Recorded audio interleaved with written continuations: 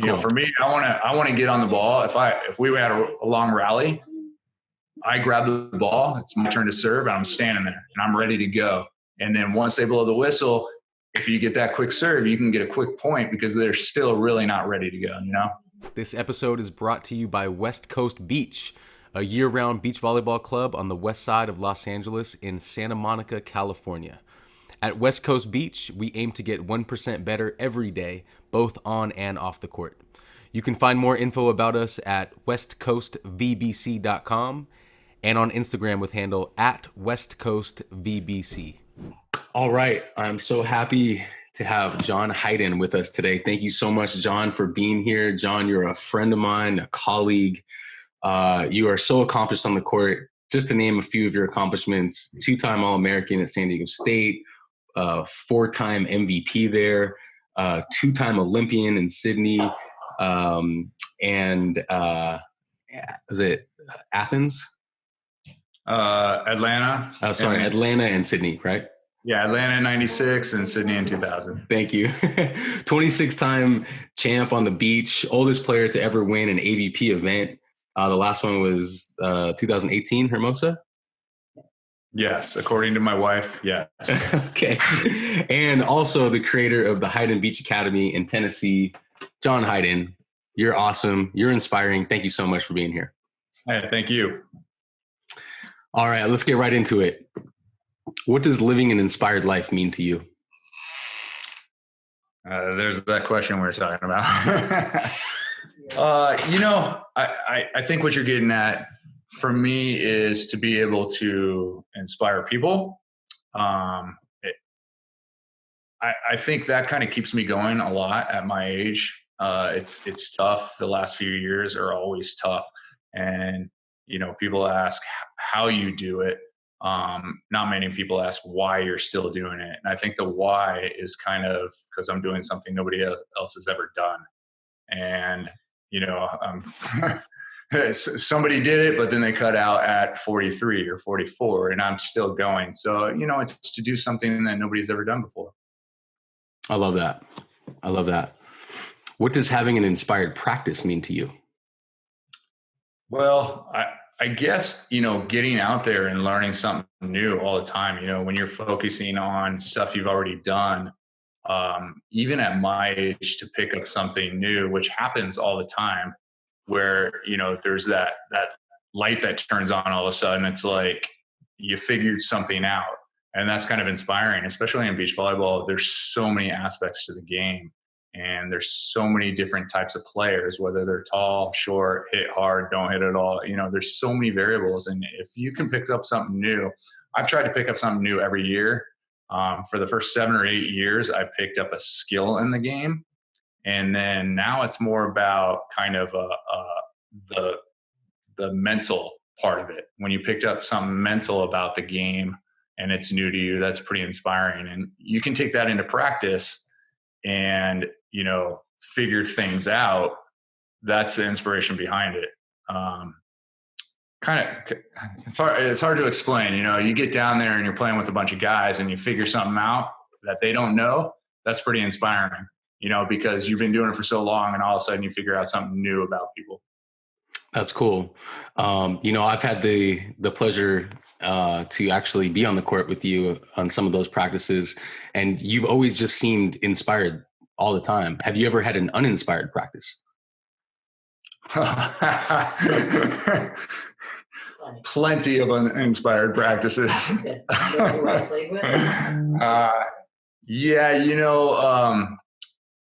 think in any sport, other people can get you down. And when you're working your butt off and somebody's not working as hard as you, that's pretty uninspiring. I feel like I've had plenty of those practices over the years. And so you can get uninspired practices. And how do you deal with that? Because, you can't really control other people. You can inspire other people and kind of coach them. But how do you deal with that for your own, experience? Well, they put this jacket on you backwards and they tie you from behind and sit you in a rubber room. No, seriously, it's tough for me. It's really tough because for someone like me, and me, I work my butt off, and I have to. I wasn't gifted with this long arms to hit balls or a very high vertical. You know, I've had to work really hard with what I've got, and I'm out there working hard every day on the sand or in the gym or just being at home. You know, you got to take care of yourself. And when I'm working that hard at my age, and I see somebody younger, 10 years younger than me, that's not giving the output and making excuses, that weighs on you mentally, because it's like, hey, you know, I have a family to feed and I'm way older than you and I'm working my butt off and you're not giving it to me. And that's really tough really difficult to deal with. Yeah. What about an inspired game? You know, and what's the main difference between an inspired game and an inspired practice? I think an inspired game, you know, when you go out and play well and everything feels right, I'm talking about like energy. When you have this energy out there in the game where every point is going your way, you just feel it. When you're hitting the lines, when you're chiseling the block, when you're stabbing balls, sticking your arm out and got some dig that nobody thinks you would come out with, that's pretty inspiring to me. And that's just an energy that you create on the court with positive energy by yourself and your partner. And I talk a lot about with my partners, we'll be losing, and that'll be happening to us, where guys are hitting 4 or 5 lines and it feels like, oh man, they're getting so lucky. And I tell my partner, hey, we just got to turn the energy around. We make 1 or 2 plays and the energy is ours, and those things start happening to us. So I think an inspired game is all about positive energy. That's great. This project is all about, giving tools to the youth athlete, especially when they're uninspired. So, you know, can you remember any time being on the court during a game where you were uninspired and you had to completely switch in that moment? I think, it's tough to pinpoint one in the moment, but like I said, when the energy isn't going your way, you got to find a way to do it. You got to find a way to change that energy, and games turn around that way. Right.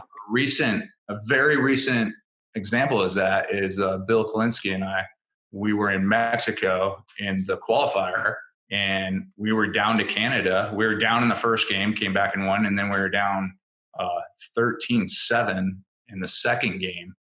And I was like, all right, here we go. We got to turn the energy around. And I made 2 plays in a row, great digs. We put the ball away. You know, we got a couple points. And then all of a sudden that kind of energy folded over to Bill, and he made some plays too. And then we were right back on schedule. We turned that energy around and we won that match. So, you know, that's what happens. And that happens in a lot of games if you can kind of relax and make that energy positive for your side.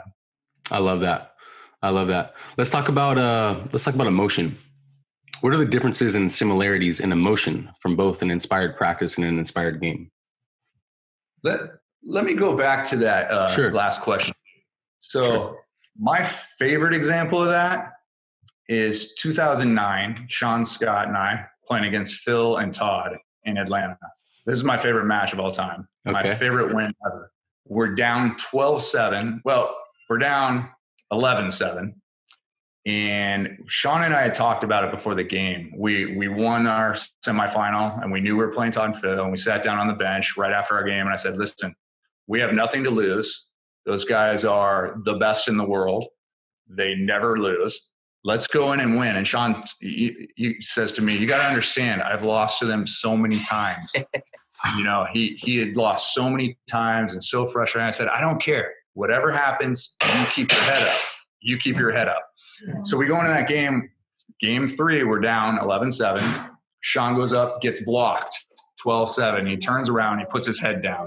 You can see it, just devastated. Here we go again, we've lost. And I said, hey, I pointed at him, I said, Sean, I don't want to see that, pick your head up. And he said, yeah, you're right.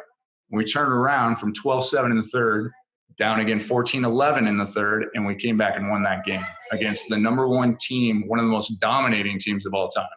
And that's my favorite example of keeping your head up, positive energy. And we did it as a team.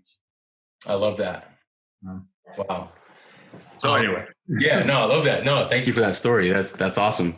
Yeah. So like building on the emotional part of that, because emotions play a big role in this whole picture, especially for the youth athlete, how to manage the emotion. And I guess what I'm really trying to ask is, what's the main difference and similarities in emotions between the inspired practice and the inspired game? I'm sorry, I lost that. No Hey, problem. Jack, could you be quiet, please? Thank you. Tell Jack Uncle Aaron says hi. Yeah. Aaron says you got to be quiet, man. Yeah. Help him out. Okay. I'm sorry, ask that again. Yeah, no problem at all.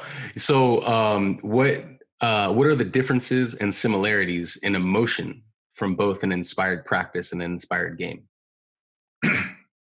Well, I think you got to go out to every practice and make sure the old cliche is perfect practice makes perfect, not just practice makes perfect. So anytime you show up to practice, you got to be there to train. You got to be there to get better. You got to be there to work hard. Otherwise, you're just wasting it. There's no reason to be there.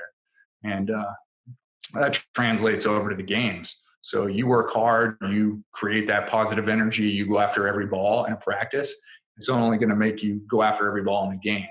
So, sorry, man, I got watermelon. No worries. Yeah, water would be great.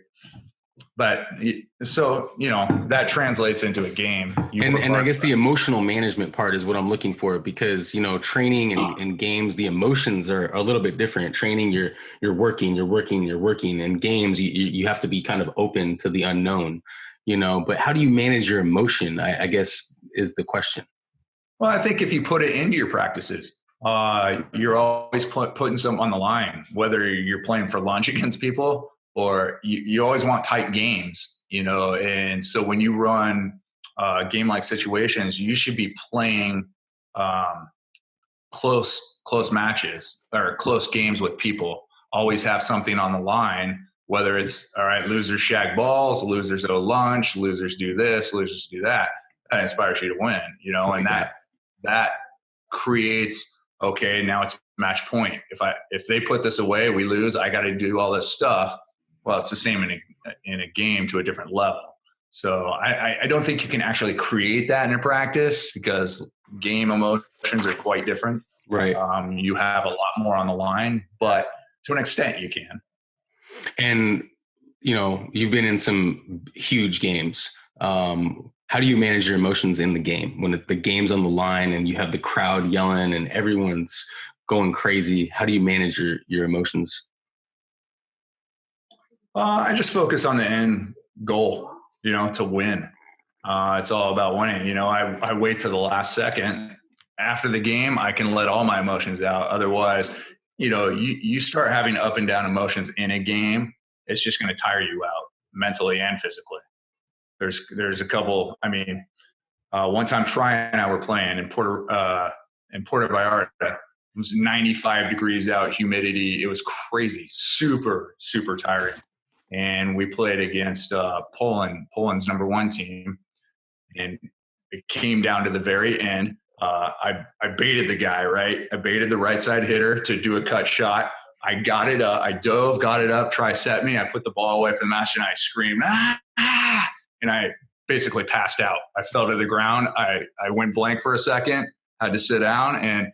But if I had yelled at once during the game, that'll bring me out of the game. So, I focus on the end goal and don't let loose until it's over. And that's kind of how I manage my emotions. I like that. Let's talk about how. Okay, yeah, this is a great question for you. How does the inspired feeling transcend one's sport or discipline, carry over to their personal daily life? Well, I think I'm more inspired for me outside of volleyball, with my family. Volleyball has been huge for me because it's given me more time than most people to spend with their families. My favorite thing to do is hang out with my wife, my kids. I start coaching now and I miss my kids when they get home from school. I'm leaving. So that's something I got to get through because for years and years, I was able to pick them up from school, drop them off at school, and do all this stuff with my family. So I think they inspire me. They love being at the tournaments. Unfortunately, they don't get to go as much these days, but that always inspired me. Them being at the tournaments, them cheering for me. My son gets so mad if I lose. We won't get into that. He'll break things, but I'm just inspired from my family, and I think I bring that to the court. That's awesome. Let's talk about mindset. What is your self-talk during the play and in between plays?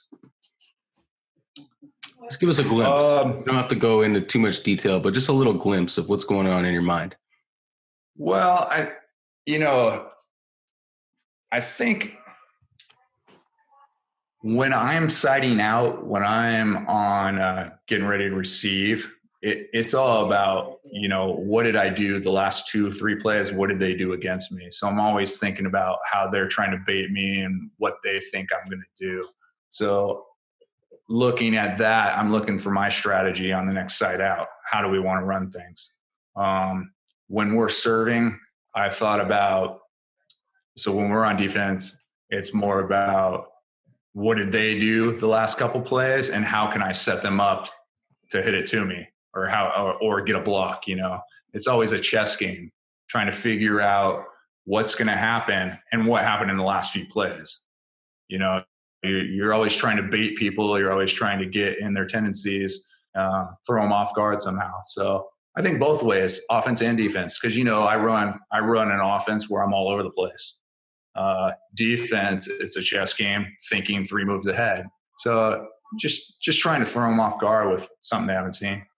That's awesome. In volleyball, there's so much stoppage time. How are you utilizing that stoppage time in between whistles? Well, internationally, there's not much stoppage time. For me, I like to get to the point. I like to turn around, get ready to serve, get ready to go. I think there needs a happy medium for volleyball and volleyball fans between the FIVB and the AVP. Some guys take forever, kind of takes the fans out of the game. And to me, that seems boring. I don't like that. I can handle it a lot. Like I just go, all right, here we go. And I stand there until they're ready. And I know people do it on purpose. So it's something you just have to deal with. But I just get ready, thinking about, like I said, you're thinking about what were the last couple plays? What do these guys want to do against us? And what do we want to do against them? So I take that time. For me, I want to get on the ball. If we had a long rally, I grab the ball. It's my turn to serve, and I'm standing there, and I'm ready to go. And then once they blow the whistle, if you get that quick serve, you can get a quick point because they're still really not ready to go, Right. How do you, I don't have this written down, but I'm just thinking off the top of my head, how do you deal with a long rally? After a long rally, I remember watching you in Hawaii a couple times, or there's some really long rallies, I think against Taylor. And, right after a long rally, when you feel kind of spent, what are some tools that you use mentally to get you right back and get ready for the next one? Well, I think it's more physical. And I personally want to show how good a shape I am, and I'm in better shape than all of you. So like I said, if we win that point, I'm walking back, I'm getting that ball and getting ready to serve. And I know these guys are going to take a lot longer, but they're looking over me ready to serve, going, how the hell is this guy ready? We just all ran down 20 balls and I'm sucking wind. Once people start putting their hands on their knees, you can take advantage of them. So in between something like that, I'll just get back, get ready to go. And, you're thinking, like I said, how's this guy ready to go again? So it's kind of a mental edge. Just try and throw out there, catch your breath while you're walking back and get ready. Yeah. So over the years, you've had some pretty unique off the volleyball court training. Do you want to touch on that a little bit and just give us a little secret on some of your secrets? Well, I'm not sure there are many secrets anymore. My trainer, who is my secret weapon, is now the secret weapon of a few other people. I think he has like 4 or 5, he's probably had 5 or 6 other volleyball players up there now, whether girls or guys. But he came down when I first met him, didn't know anything about volleyball. He said, all right, what time's your practice and where? And he showed up there and he just took notes on all the movements we made, how we move, how much stuff we do. One of the first things he said to me was like, why do you weigh so much? Why do you have so much muscle on you? There's no reason for this. You play volleyball and that sand is tough to move in, Sure. So we cut the weight there. Another thing was creating a program with much more focus on lunging forward, backwards, sides, because that's all you do in volleyball is lunge somewhere. Every single play, you're probably lunging 25 times. So he created stuff where it's a lot of one-legged type lunges, movements, and stuff. So that's one of the things he kind of created. He also has had me doing a lot of band work from the beginning of time, which was well before anybody else was using bands. Easier on the joints, tendons. And then, I never throw anything on my back. I use dumbbells. So basically he created something that as I've gotten older, that stuff didn't crush me down in my prime. So I'm able to still go longer and longer, creating a program with more reps, less weight, and getting the same results. Love it. Let's talk about flow. Let's go back to the court. Can you identify when you are in the game, in the flow, or in the zone? Well, I think that's another way of talking about the energy. When you have good energy, you have good flow with your partner when things are going well. So, you got great ball control. You got the great setting off of that ball control. Then you're in some sort of flow. Just that positive energy where everything's going right. And you can manifest that. Essentially, you're trying to manifest all that. I don't know. Do you know the book Power of Intention? Yeah, I do. By Wayne Dyer? Yeah, of course. Okay. So I believe my wife busted out that book, told me to read it. And I read it on the way to Cincinnati in 2005. And that was the first tournament I won. Wow. With Mike Heimberg. We had to go through 5 teams that have already won a tournament that year. Because when Mike picked me up, I didn't have many points, so we got seeded way back. Every team that won a tournament that year, we had to go through to get to the finals and win. And, the whole time I'm thinking about stuff I read in that book. Put your intention on it, power of intention of winning. I'm seeing myself win. And I think, it's a force. If you believe in it, it's a force and it works for you. So that's awesome. I love Dyer. I actually have Wayne Dyer going on in my car. Every time I go in the car, it just starts. Oh yeah. I have the 10 Life Secrets.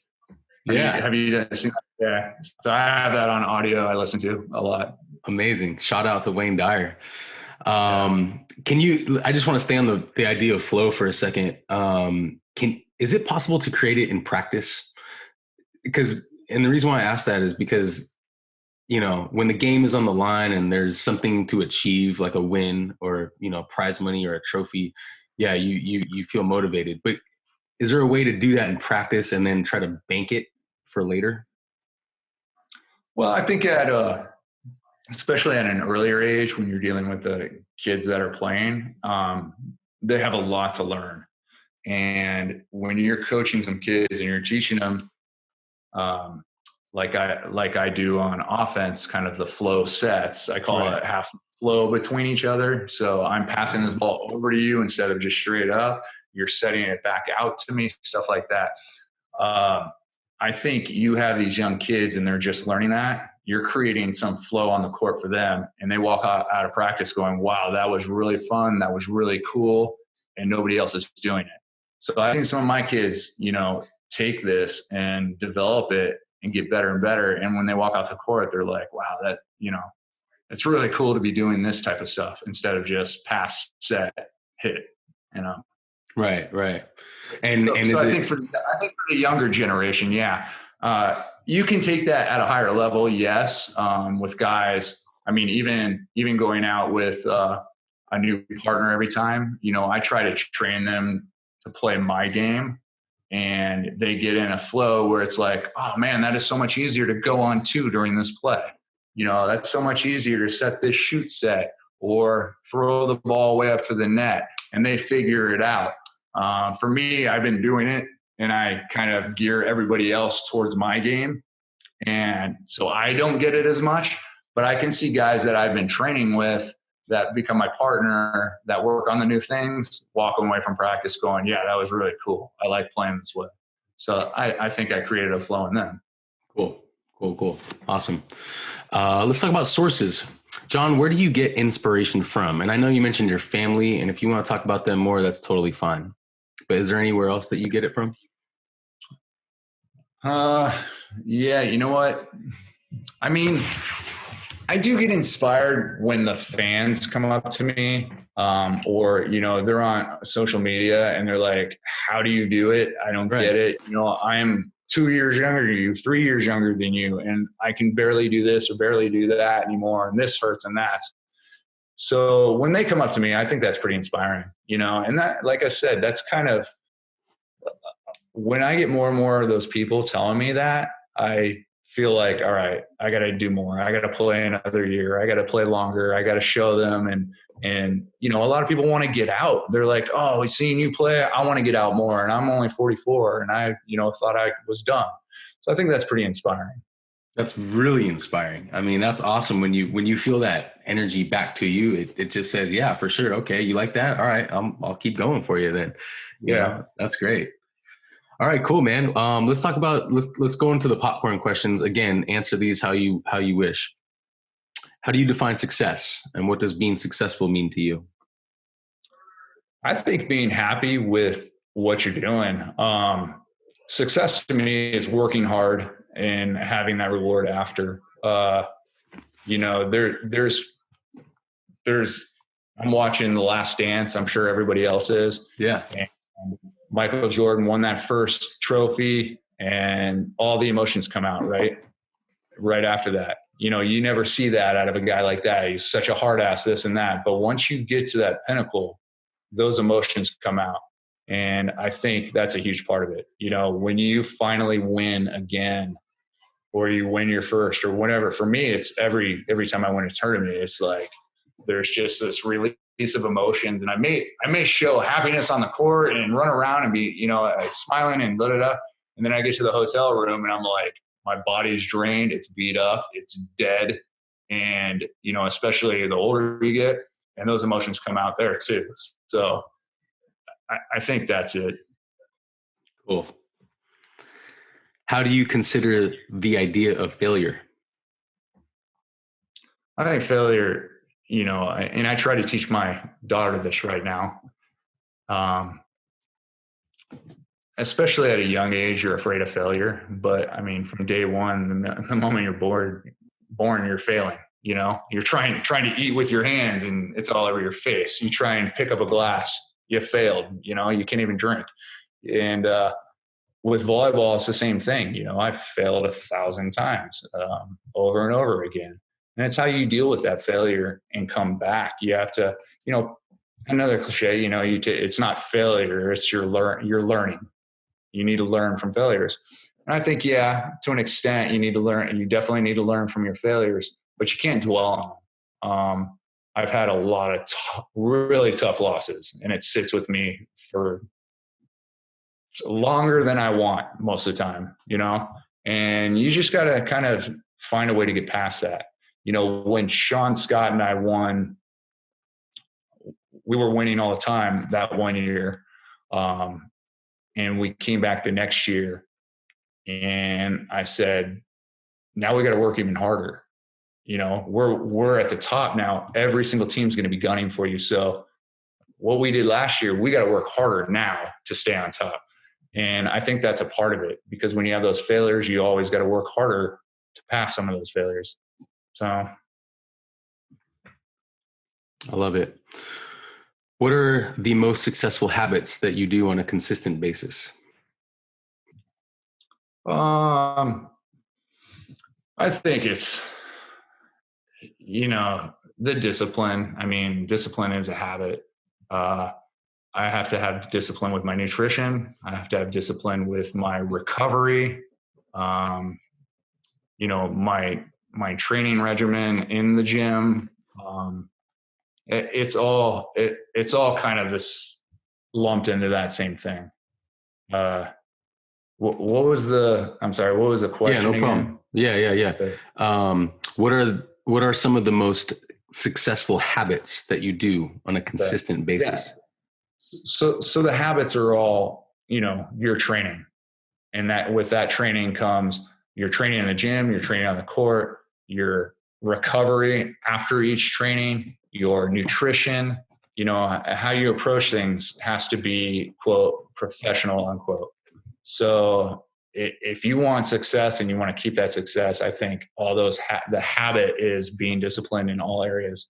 You know, if you have 6 areas in life, 6 of them better be good habits. Right. Right. And I would just say your punctuality is a very successful habit. Wouldn't you say so? I mean, all those training sessions that I showed up to, you're always there, just warming up, doing your thing, just waiting for everybody to show up. Yeah. I think that is, and that's part of the professionalism. You have a time. You're expected to be ready to go at that time. So Right. do it. It's a no nonsense attitude. I think you have to have a no nonsense attitude as a habit, and Love that. treat it. This is my profession, and this is what I want to do. You can't be showing up late. You can't be warming up with earplugs in. You can't be that stuff. Just fine. That's cool guy. Be cool guy, but it's not going to get you anywhere. I like that. What's the most important lesson that has helped shape who you are today? It's an important lesson. I'm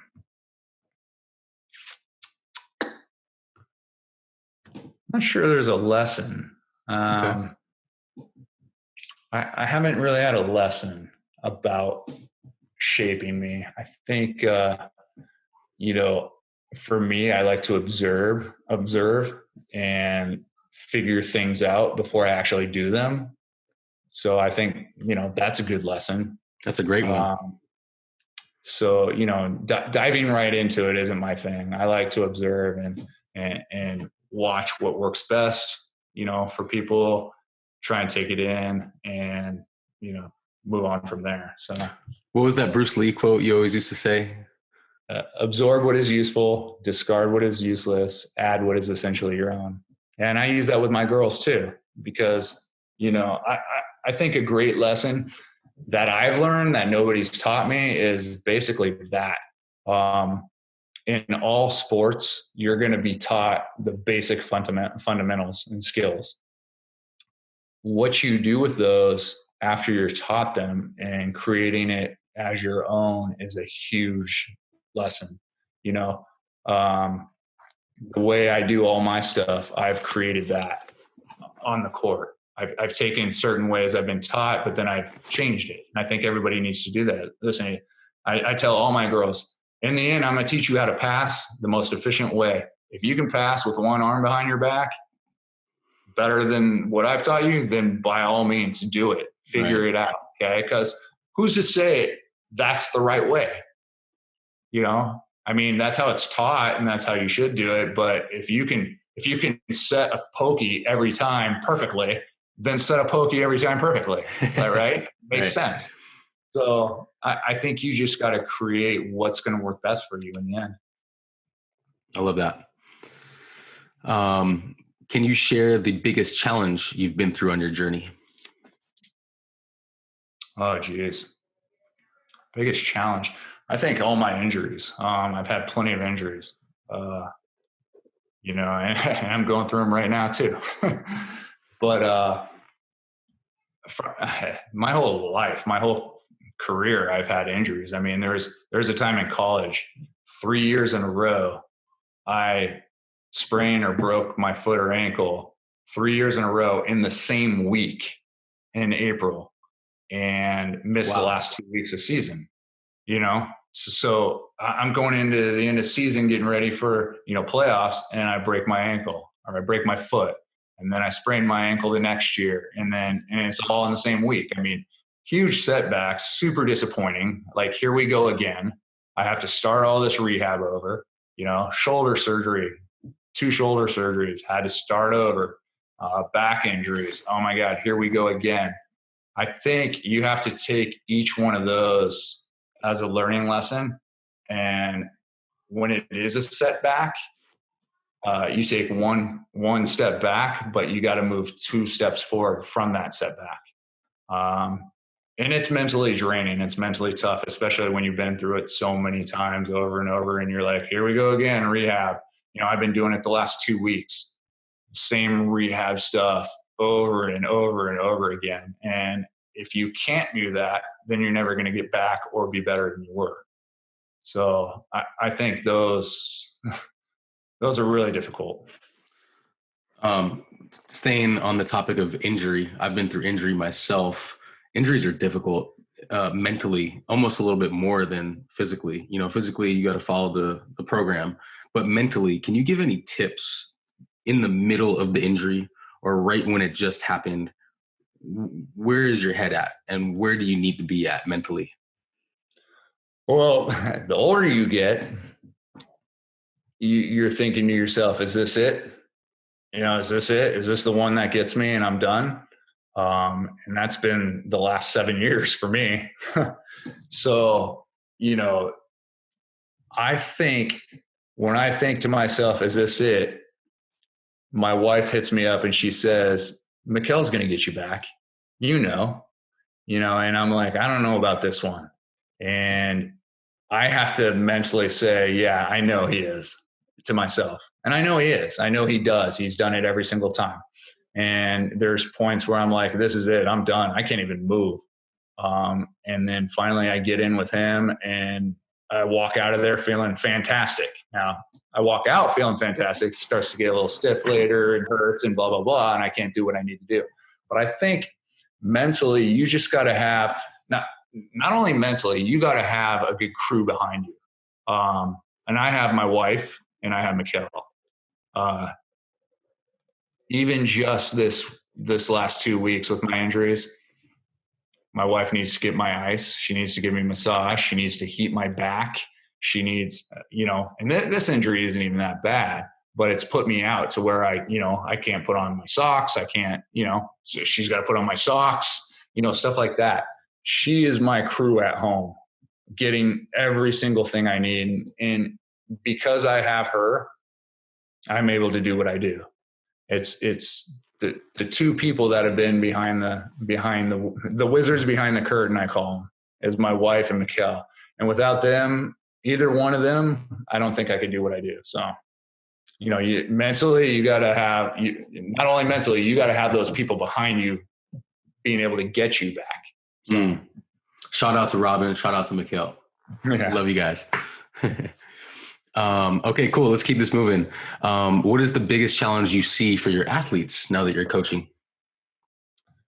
Oh, wow. Well, different story now, with the virus, all these college kids can come back a year. Right. Not only the seniors, but the juniors get an extra year. The sophomores get an extra year, which just creates this flow on down to the high school girls who maybe there was 3 or 4 scholarships available at a school, but now there might be none. You might even not even be able to walk on because they have so many girls. So that's going to be a new challenge over the next 4 years for these girls. And I feel for them. I mean, it's tough. It just completely changed the game right now for them. I think other than that, skill wise, it's tough. It's tough to teach skills. I'm sure when a girl doesn't have the correct arm swing, it's tough to get them to have an arm swing. When they jump goofy foot, it's really tough to get them not to jump goofy foot. So when they come to you without these skills, just natural ability, and you're trying to create that for them, I think those are, it's very difficult as a coach. And that's where, you want 2 or 3 other coaches that might have an idea, because if I'm trying to get this in somebody's brain, it's not working, and you're there, Aaron, maybe you say one word that I haven't used that clicks in this girl's brain. And I've seen that work 1,000 times. For sure. Maybe you just need that one little word that somebody else might use that you haven't used yet. And being, right now, I'm the only coach right now. I plan on having more. But since I think that's a really tough thing to deal with, trying to get these girls to have the proper skills. So, and what about the device or Instagram generation that I feel like a lot of these kids are in? To me, that's one of the biggest challenges that I see is the attention that goes outward a lot. This whole project that I'm doing right now is about going within more, and I think that's one of the biggest challenges. Do you see that? And if you do, what are some solutions to that? Well, I think parents are the solution. They got to raise their kids properly. And you're right. This whole social media thing where, honestly, I'm old school. If you're going to talk smack, you better put up your fists, and now you can just hide behind the screen. And to me, that's weak. If I put something out there, I better be mentally tough enough for people to come back at me with a different opinion, which I'm fine. Everybody can have their own opinion, and you got to be tough enough to be able to take whatever stitches. For me, I'm not on social media that much. I'm sure, people put out these questions, who's the best this, who's the best that, who this, whatever it is. And then you're going to get the haters and you're going to get the people that pump you up. I don't look at it, so I don't know. I'm sure there's a lot of people out there that don't like my game and say I'm not that good or whatever it is. But since I'm not looking at it, who cares, These kids all take it in and they think, oh my gosh, they said this about me. But you got to be tough, and your parents got to teach you that it doesn't matter what they say. They're cowards. They're cowards for hiding behind something instead of coming to your face and saying it, Right. Nobody would come to your face today and say it. And if they do, they're going to sue you because you're going to beat the crap out of them. It's like, I use the saying a lot, when men were men. And I'm sure people, if you posted that, people would be all over me for it. But I look back, even watching the Michael Jordan thing with my daughter the other night and them going against the Pistons and how he got raked, right? He just gets crushed and beat up. And what does he do? He puts on weight, comes back next year and wants to crush them down. He figured out what he needs to do. To me, I'm like, hey, that's when men were men and you could play and see these fouls that you don't get kicked out of the game. Right. And it's like, to me, that's just a time you don't get to see anymore. And like I said, people will hate me for that, but I like that generation. Staying on that topic of a challenge for the kids, the youth athlete right now, watching you over the years and looking up to you as a player, I just always admired how you were able to focus. Let's talk about focus for a second. What are some tools that help you focus on the court, during a training session, during a championship, during a qualifier match back when you were, did you even play qualifiers? I don't think so. But I just played in 2 qualifiers this year, man. Oh my gosh. Yeah. So any match, my point is, anytime you're on the court, how do you focus and what tools can you offer for that? Well, for me, I'm there to do a job. I'm there to win the tournament. You're not done until you're done, until you're out of the tournament. So every point I'm focused, every play, every set, every match, I'm coming out because I want to win. So my focus is on winning. It's a long-term goal. I'm not just focused on getting by this match and taking a 17th. I'm focused on the goal, which is the end, to win another tournament. So that keeps my focus longer, I think it's just a competitive edge that not everybody has, is like, I'm there to win. I'm not there to show up and be happy about being in the main draw. I'm there to win every time. And I think not everybody has that focus. Hard thing to bring to practice. If I'm at practice, what am I doing here? I just drove an hour to practice to not focus and not train hard. That's absolutely stupid to me. I could be doing better things. So to me, if I'm going to put the time into something, I'm going to do it right. Love that. But you said you're an observer, but I want to talk about that too, because you remind me of someone who's very sure of themselves. You've always been very sure of your capabilities and what you can do. What's the balance of observing on the outside world and staying centered on the inside world? I'm not so sure. I've always been sure of myself. Maybe I've come off that way. I've had to work really hard to do what I do. And like I said, I wasn't always the quickest. I didn't jump the highest. I don't have the longest arms. I had to really play within myself, my capabilities. So, on that, the question you were asking, I'm kind of a realist. I know my limitations. So if I know my limitations, I just work to hit those limitations as hard as I can, and don't try to do stuff that I can't do, like block. But knowing your limitations, like your game's going to be different than my game's going to be different than Phil's. I'm never going to be able to do what Phil does, but I can do a lot of other things better. Right. So I'm working on those and trying to pass those limitations, but I do have my limitations. So to take that in, your second part of your question was, how do we keep that off the court, like in us? Yeah, I guess I was asking because you said you're such a good observer, which you are. You look around, you see stuff, but then you seem so centered and you seem so, like I said, sure of yourself, but you could say confident. I mean, how do you balance the two? Because I feel like a lot of times, and we were talking about the youth athlete right now who's on Instagram all the time looking outwards, how do you balance observing without judging? I guess that's more of my question, observing, taking what you want from the outside world, but not getting caught in the judgment part of it. I wouldn't say I don't get caught in the judgment. I think a lot of people are idiots. So I just don't put it out there. I mean, I'll be like, someone posts, this whole political stuff is just crazy to me. There's so much hate out there. Right. And that's just hate breeds hate. And I look at it and I'm like, all right, well, I just put it off as somebody being an idiot and they're a hater. And I don't want to get into it because it's all negative energy. So I'll just let it go.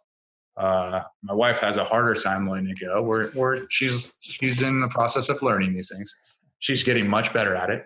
But to me, it's like, I think I taught her a valuable lesson in saying, listen, you got to play devil's advocate with yourself. Why is that person thinking that way?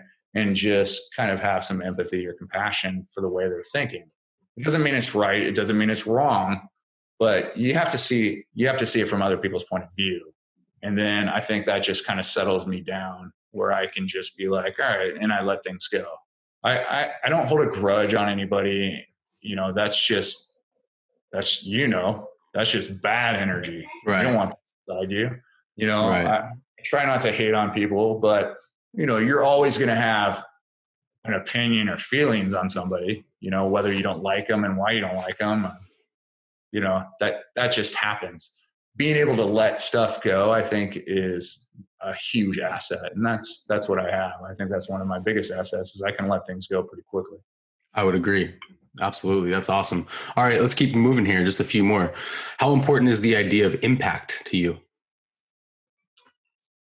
What do you mean by impact? So I'll try not to ramble when I say this, but when we're doing what we're doing in life, we're doing it and we're in the moment and we're not necessarily thinking about how we're going to be judged later, how we're going to be remembered later, but we will be in some capacity, when we pass on. So the idea of impact, especially for a coach, we want to give positive impact on others, but yet we don't want to focus on that too much. We want to stay in the moment. So I guess what I'm asking is, how important is the idea of that impact later? Um, I think that's to the person you are impacting. Because you have, as a coach and as a player, you have partners and players, kids coming through, and they're just waving through. So if you can impact them in a certain way and they take that on, it's going to affect them more. We may see it down the line where they thank us for something, or you see it in their play once they get older, and that will impact you. You know, but that's later on down the line. Right. I think it's more on the person you're impacting. Like I said, with these people that come up to me and tell me, I started playing volleyball again at 46 because you still play and you do this. So I figured, that's an impact I have on people that is special to me. Makes me want to keep playing, makes me do it for people like that. But I think the biggest impact is when I don't have to have credit. I don't need credit for anything. I can do something unselfishly, and somebody else can take credit for it. I don't care, because I know inside, I helped that person somehow. Right. And usually that will come back to you no matter what. People want to take credit for kids I coach or I've trained or I've developed to be better. By all means, go do it. They're going to come out and say what really happened. And I know how I helped that person anyway. So I think it's more on the person later on down the line that's been impacted by me. I don't worry too much about impacting somebody. Sure. Cool. What brings you joy? What part of your work brings you the most joy? I think winning. Winning for sure. I don't like losing. And I think any great athlete that has that drive does not like losing. And they're going to do whatever it takes not to lose. Unfortunately, in most sports, you're always relying on somebody else. So, making them great to help your cause and then win, I think winning, that's the best. I used to get with the national team when I played indoors, I was happy when I did stuff, made great plays, whatever. But Mike Lambert was my roommate most of the time. And man, when that guy blocked the ball, I was happier for him than ever for me. That's cool. That's cool. Super stoked when he did stuff. And that's a great feeling, when you're playing behind a Sean Scott and he does something so incredible, or Tri jumps in there and does something incredible and wins the match or whatever. I'm so happy for those guys. I'm happy that I won, but I'm so happy for those guys that just made the best play ever. I think that brings me joy, seeing other people get stuff done like that when I'm involved. Yeah, that's cool, man. That's really cool. What's the best piece of advice you've ever received, and why? From whom? Probably my wife. She's standing right there. No, best piece of advice.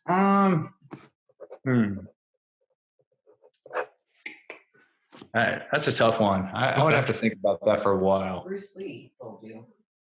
Bruce Lee told me what? I do like a lot of Bruce Lee stuff. Yeah. Aaron has a quote that, and that's good advice. I think that's great advice. I picked that up a long time ago, and I think I've used it wisely. Just absorb what is useful.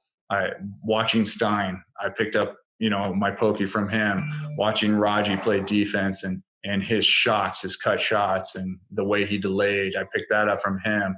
Dax, even though he's lefty, I watched him a lot. So these guys coming up, I watched a lot of that just by that quote, absorbing what is useful, and then, adding what is my own. So I think that impacted me a lot. I think it's great advice.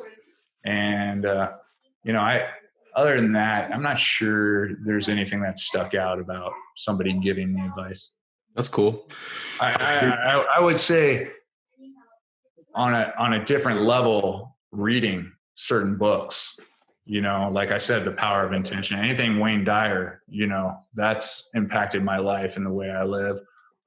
Just that positive energy and, The Secret, stuff like that. I think that's all great advice on a different level, coming from inspirational books. Law of attraction stuff. That's great. Yeah. That's great. Well, that's a great segue to the deepest question I could ever ask you, John. Oh, wow. Oh, here you go, man. What is your ultimate why? Why? My ultimate why? Why male models? It's a good one. That was my daughter. We watched Zoolander. Thanks, Amy. Why male models? Can you elaborate a little more on that? Sure. So it's basically why we do what we do. Why do you feel compelled to compete? Why do you feel to be the best husband and father you can be? Why do you feel compelled to go, start the Hyden Beach Academy? Why are you doing all this stuff? Is it as simple as why not, or is there a deeper thing that's driving you? I think it's you could call it a selfish level why I do things. It makes me feel good. It makes me happy to hang out and be with my family and see my kids doing what they're doing and getting better at things every day. It's selfish for me. The reason why I play volleyball is to win, and have that feeling after you win. And again, you work so hard at something. I found this out a long ago, and my trainer says it all the time. I got a quote from a movie that I told him, and now he says it all the time. Is the juice worth the squeeze? Is the juice, if you're working your ass off and then you get injured and you got to work your ass off some more, and the pain you go through and the sweat and getting up early in the morning and being beat up, is that juice worth the squeeze, the win?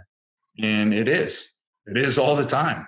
So, it may be kind of a selfish thing. Winning, all the effort you put into it is why.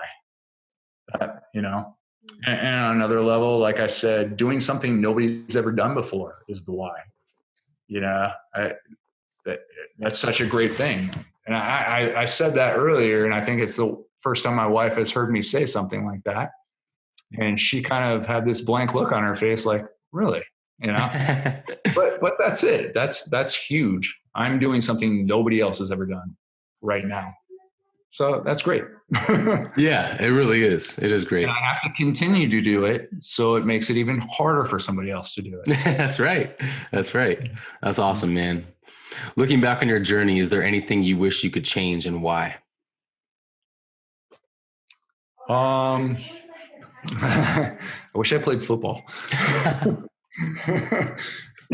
I say that all the time. You're going to be such a good athlete. Yeah. I think if I had my discipline and my mentality, and I started off playing football, I think I could have done really well at that sport. But then you couldn't play for as long, though. You couldn't play as long. No, there's always you don't know that. You would have been the Tom Brady. You would have been the John Hyden. Tom's still 6 years behind me, though. I know. And falling. But wait, where was I? About would you regret anything? But it's not about regret. It doesn't necessarily have to be about regret. It's a question about changes. I don't think I would have changed anything. It's unfortunate that our sport has the ups and downs and doesn't pay as well, but for me, from the beginning, the goal was to excel at this sport and be able to create it to where I could spend time with my family.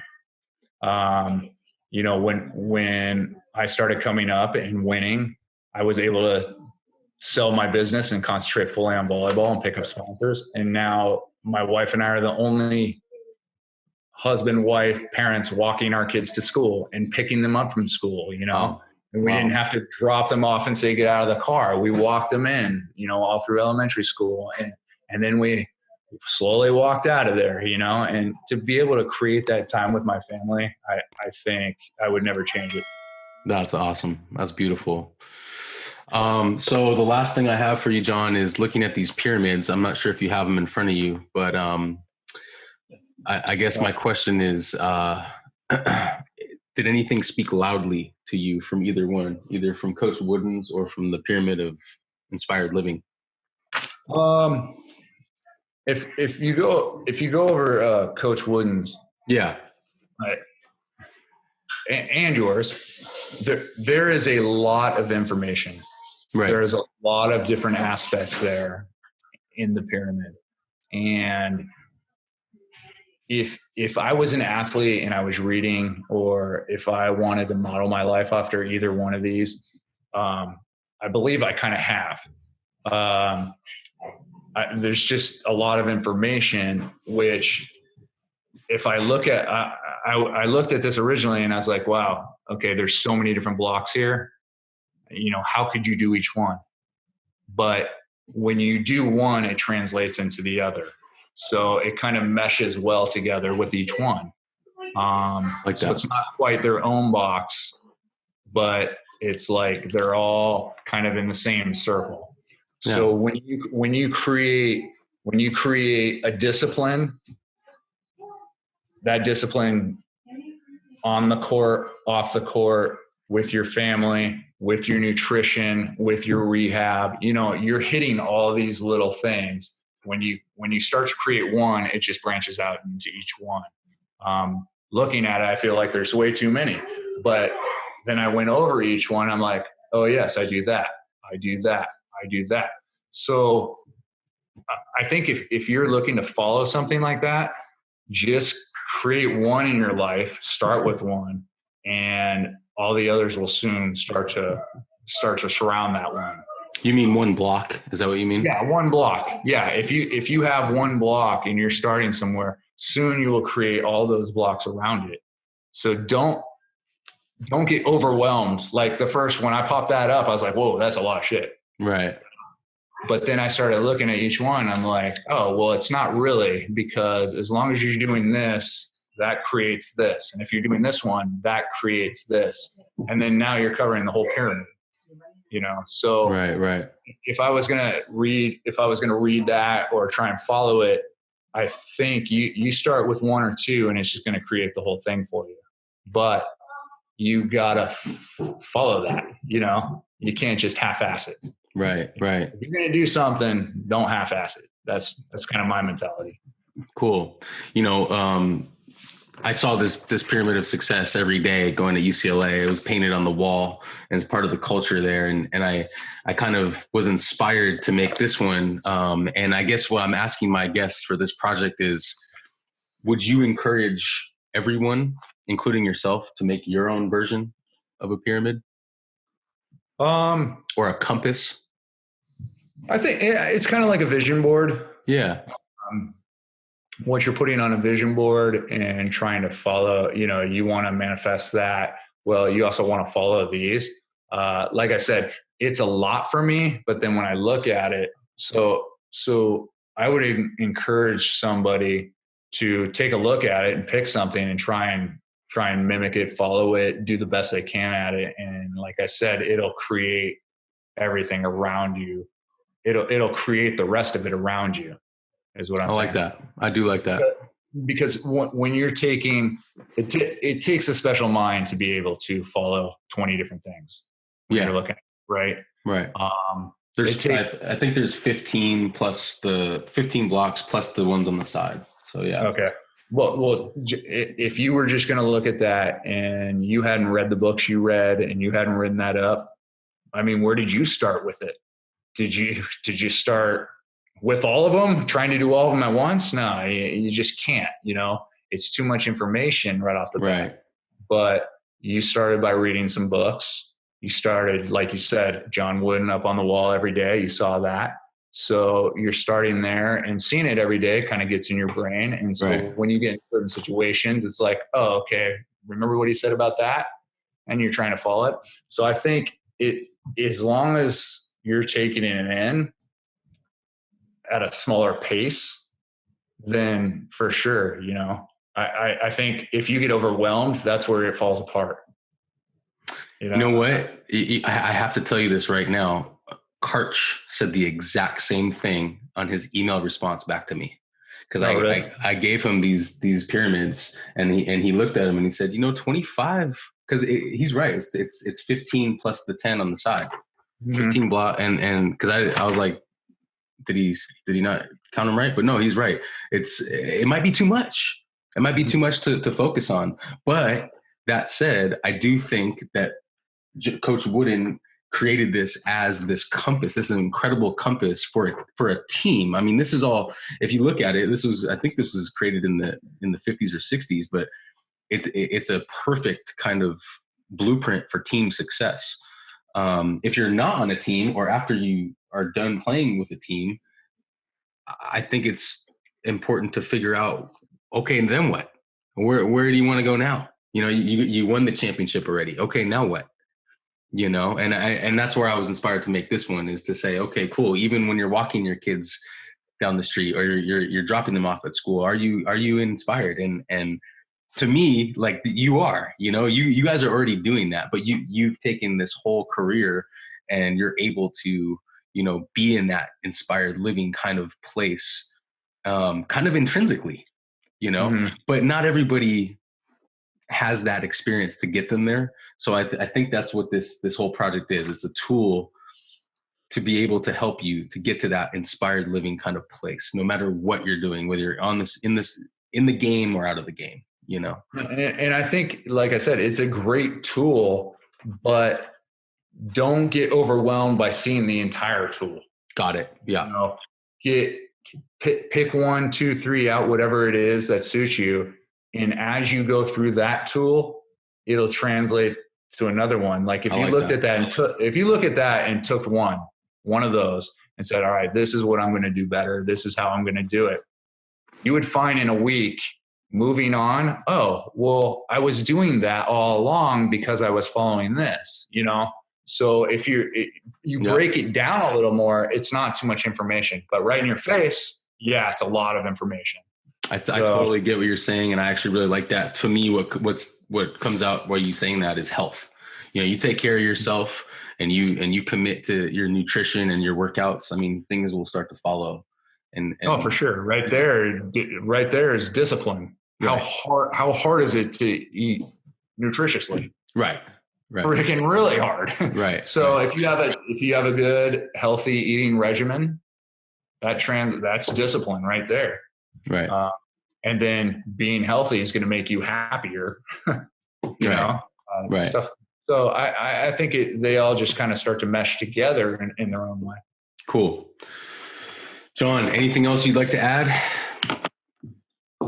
No, I mean, this has been great. Yeah. The questions you ask bring things out that I don't think about too often. So cool. It's always like coaching. It's like, I coach this way. Well, if I had somebody else there say it a different way, maybe I learned something, maybe they learned something. Same thing with interviews like this. Maybe you think of something you just didn't before. So cool, man. Even Robin, like I said, to do something nobody's ever done before. I mean, how many people can say that? So right. Well, awesome, man. Well, I can't thank you enough for your time and your insights and your energy that you gave to us here today. And thank you so much. And can't wait to see you, man. Thanks, brother. This episode is brought to you by DAF Global. If you're looking to start a podcast, or you have a podcast and you're looking for editing services, hit up my guys Oliver and Garrett at DAF Global. They're awesome. They help me with this podcast, and they take care of all kinds of different services like editing and audio enhancement, and they're great to work with. They're also offering a 10% discount to all Within the Game listeners. So hit my guys up at DAF Global on Instagram, and also on their website, www.dafglobal.co.uk.